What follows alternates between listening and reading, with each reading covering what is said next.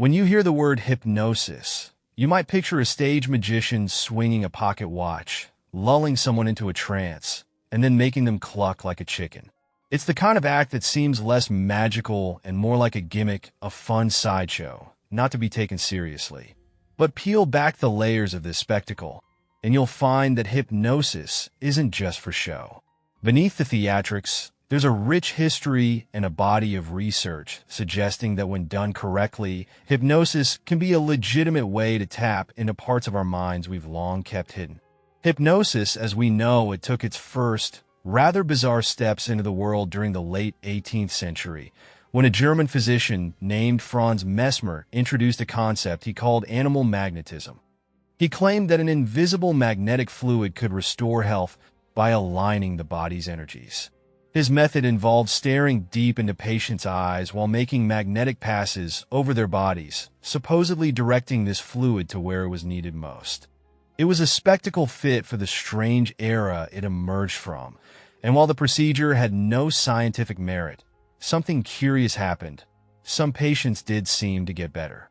Though Mesmer's theories were eventually debunked, the intrigue surrounding that altered state remained. Clinicians wanted to know what exactly was going on when people entered that trance. A Scottish ophthalmologist named James Braid, captivated by this peculiar state, coined the term hypnosis, borrowing from the Greek word for sleep. Although subsequent research clarified that hypnosis wasn't really akin to sleep, it had a similar effect. Both states could draw the mind away from the outside world and deepen focus inward. The story of hypnosis is filled with twists and turns. It gained some traction in the late 19th and early 20th centuries when notable figures like Sigmund Freud and Joseph Breuer used it in early forms of talk therapy. Yet even they were hesitant, not just because the results were inconsistent, but because hypnosis seemed to delve into uncharted and potentially dangerous mental territory. Freud eventually abandoned hypnosis for his psychoanalytic techniques, citing that it didn't suit his direct style. This ambivalence contributed to hypnosis slipping into the background as a credible therapeutic practice. But time is a way of cycling old ideas back into relevance. In the past 2 decades, advancements in neuroscience, especially brain imaging, have reignited interest in hypnosis, alongside techniques like movement desensitization and reprocessing. Modern clinicians use these methods to guide patients into a relaxed, trance-like state where difficult memories can be processed with greater ease.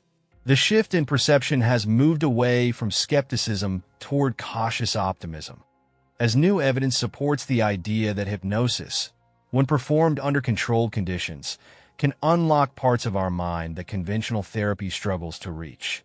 Now, let's address the myths head-on. Can someone get stuck in a hypnotic trance? The answer is no. Hypnosis involves suggestions that a person can choose to accept or reject, and it's impossible for a person to remain indefinitely under its influence.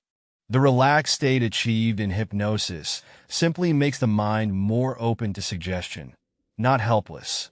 If someone doesn't want to be hypnotized, their mental barriers will remain up, making the process ineffective.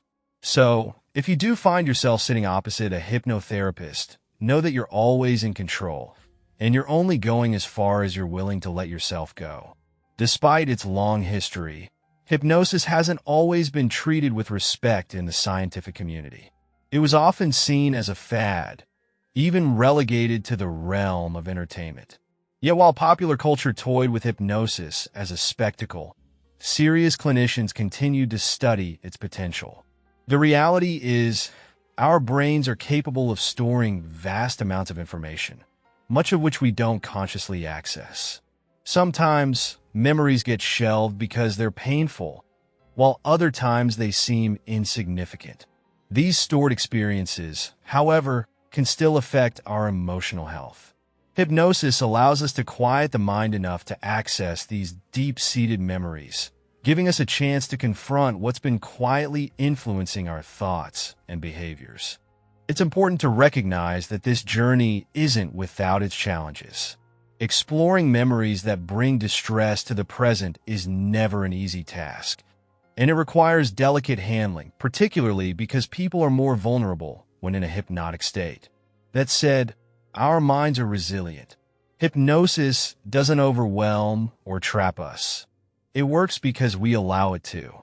The trust between the practitioner and the participant is paramount, as the process involves letting go of inhibitions and opening up to suggestions that can help unravel the complexities within.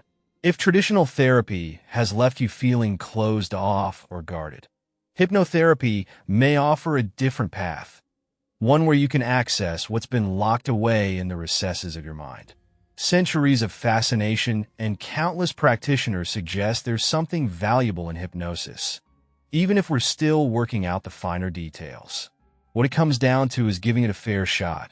After all, the mind's depths have been known to hold the keys to our healing.